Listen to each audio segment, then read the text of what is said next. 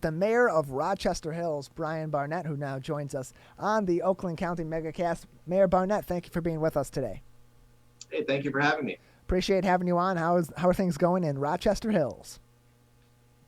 Well, we're blessed. I mean, obviously, this has been the most challenging year that we've seen in recent memory. But, I think our people are resilient. Our business community has shown resiliency, and people are ready to get back to some sense of normalcy. So I'm optimistic. I think we're through the worst, and things that we seem to be seeing all point to a more positive direction moving forward. But I'm looking forward to 2021 with no doubt.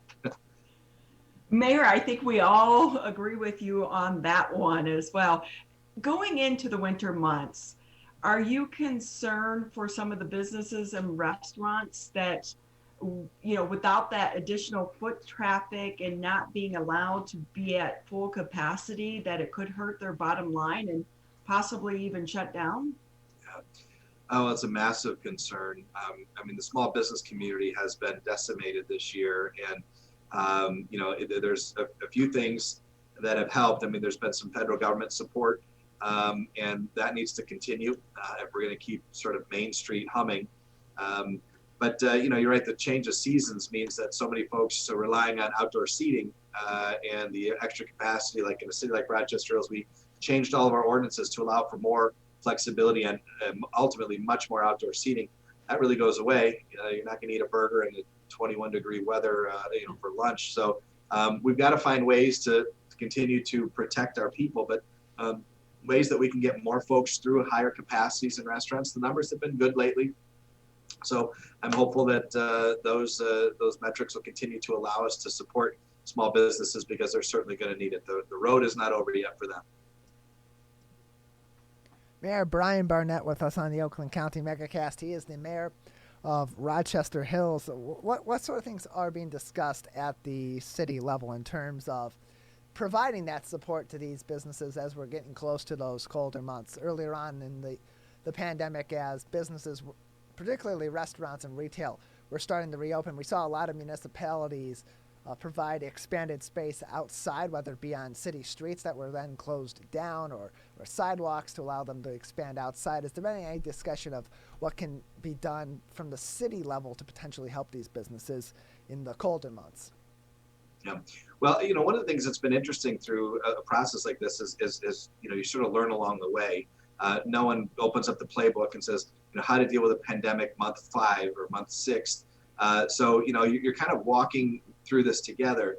One of the things, as you mentioned, we immediately changed the outdoor seating capacities. We allowed liquor to be served outside when normally that wouldn't be the case. We changed, almost eliminated all the sign ordinances because we know signage and messaging is really important. A lot of times it's changing. So we used to only allow a small amount of signage. Now it's wide open through the end of the year. Again, just trying to show support. I think there'll probably be some new ways and some things that we can do. Some businesses are talking about some unique hours that we may be able to assist them with. And again, trying to find more functionality within their 4 walls. It's been interesting. Some people have removed tables and reconfigured, and we've talked a lot about restaurants, but a lot of businesses are just looking at ther business model right now, trying to reinvent themselves so that they can make it through this season to hopefully weather this current storm. In the times of crisis, we have to reinvent ourselves. What do you think the city of Rochester Hills has done to reinvent itself that may be a long-term positive for your community? Well, listen, you have to, in my role, you have to find ways to try to find the positive. Some of those things, we have a lot of work that can't stop. We still have to provide water and police protection and dog licenses when people need them. And if there's a water main break or a fire, we still have to respond. So, we have lots of interactions with the community that we have to continue providing. And so one of those ways we have to do is find ways to do that virtually, find ways for people to communicate and conduct business virtually. We started doing virtual home inspections. So that, we had never done that before, but essentially sometimes people on their cell phones going, here's the kitchen remodel we're talking about. And our team on our side would say, okay, now show me the connection up there. And they show, okay, now show me the connection down here. Okay, now can you go around the side and can we take a picture of that? And so without entering a potential COVID environment for our building inspectors or inviting folks in from a home inspection standpoint, we're able to conduct many of our home inspections from the comfort of a cell phone from a remote location. So, that's something that we never imagined we could do. And I think there's a lot of examples like that because cities, municipalities have to continue to deliver services. People expect that, but we've reinvented and updated our website. We're launching that this week. We've got lots of things that we've learned along the way that we're trying to keep because they'll make us better and more efficient for the long run. Yeah, because I would imagine in something such as that, you're saving time for the employee not to have to drive to the location to schedule the appointment.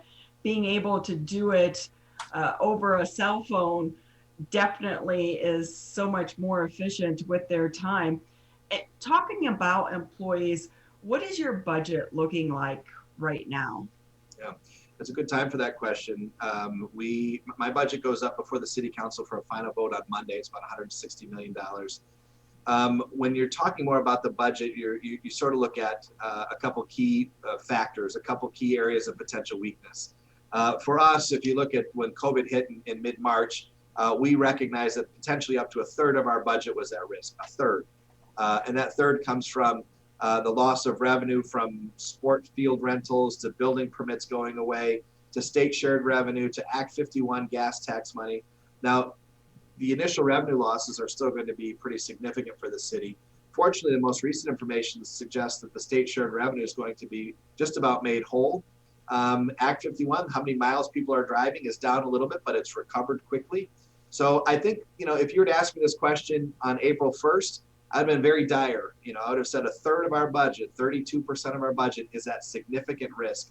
Today, I think probably if we come in somewhere around 5 to 7% under where we were before, that's fairly reasonable. A city like ours has been very conservatively managed. We can handle that. We have fund balance reserves that should get us through to more robust times. But there are communities that are going to be in much worse shape than ours. Those that live much closer to the margins, and thankfully, it appears as if the economy has rebounded in a way that was quicker than most people's worst case projections. Mayor Bryan Barnett with us on the Oakland County MegaCast. He is the mayor of Rochester Hills, joining us today on the program. And downtown Rochester has been really active during all of this. There are a lot of new businesses that have come in. You've provided a lot of support to the businesses that are still there. Talk to us a little bit about the resilience of the business community in Rochester Hills and in surrounding areas, because somehow, some way, these businesses have found a way to keep the local economy in Rochester Hills alive despite all the challenges that have faced them during the pandemic. Yeah. Well, we have some strong numbers. I mean, prior to COVID, we had the second lowest unemployment rate in the state of Michigan, and we hovered there for probably the last 3 years. So we have a very strong and vibrant business community. And it's times like these, and this is true for me and for others in the community as well. In good times, we always call on our business community for support, whether it's supporting the fireworks or the Boy Scouts or Girl Scouts. And time after time, that local community steps up and invests back into the community in which they serve. And this has been a really unique time for us to turn around and support them. And so we've run a lot of special programs here to try to support those local businesses. Again, we're doing one called Restaurant Bingo, where the city has these bingo cards. And if you go to 3 restaurants, or I think 3 or 4 restaurants, and save your receipt or take a picture of your receipt, and you get a bingo, we're going to come in, we're going to give you $20 to $30 of gift cards for other local restaurants in the community. It helps us get a little cash infusion at the front, and it helps them get a little bit of money on the back end as well. And it's just a unique program to try and support those small businesses. They have been resilient. They've always been here for us. They've reworked menus, reworked carry out, reworked whole parts of their store to turn more into Grubhub and these other service delivery components. And so again, we can't do everything, but man, as a municipality, we better be doing everything we possibly can, every tool in our tool chest to make sure we're standing up for the folks that are always there every time we ask them for support. So, Mr. Mayor, one thing we are hearing is still a concern is the possibility of homelessness and evictions. What are you hearing from the people of your community in Rochester Hills and the court system as well? Well, it's a good question. I mean, obviously, we've been fortunate that problem has not been pervasive here in our city. But as the previous past immediate president of the Conference of Mayors, that was an issue that we dealt with nationally on a very regular basis. And something like COVID hits disproportionately to income levels and to communities of color. And so you have to have a plan in place. You have to be able to ask these kinds of questions. You have to be able to see and really pivot pretty quickly. You can't just say jump on a website and find this for help to a community like that. You have to go out and find them and try to present and provide and connect the resources. Really, in municipal life, that's a lot of what we do, is connecting resource with need. And that's been a significant issue for my colleagues across the country. Are you concerned about so many people working remotely now that they may not actually return to the offices, and what that could look like for the city of Rochester Hills? Yeah, it's a really interesting question. I mean, I think we'll look back at this era and see this as a significant sort of sea change in terms of how we view employment.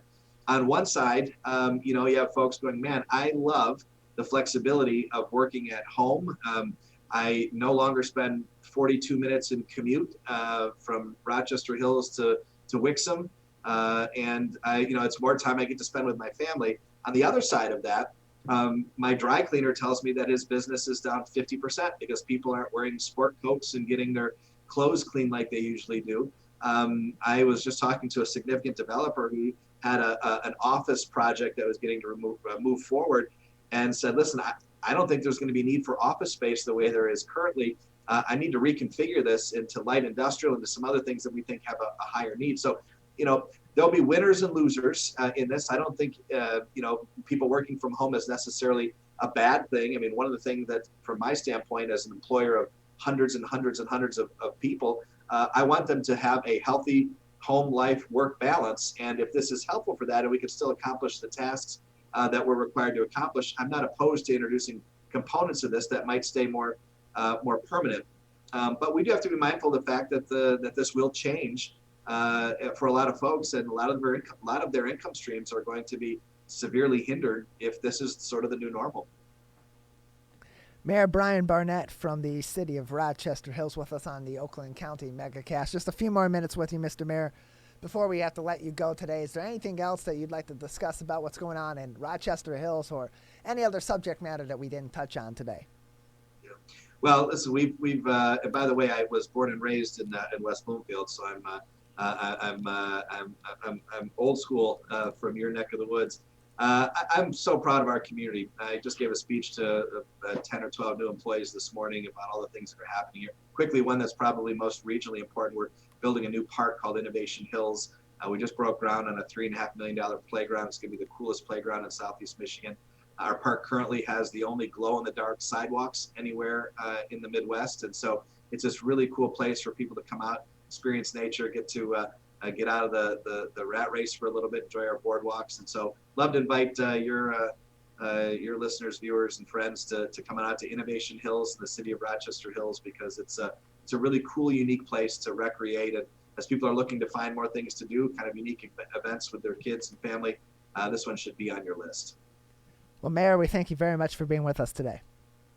Have a great day, and thanks for having me again. Appreciate it. You as well. Mayor Bryan Barnett from the city of Rochester Hills with us on the Oakland County MegaCast.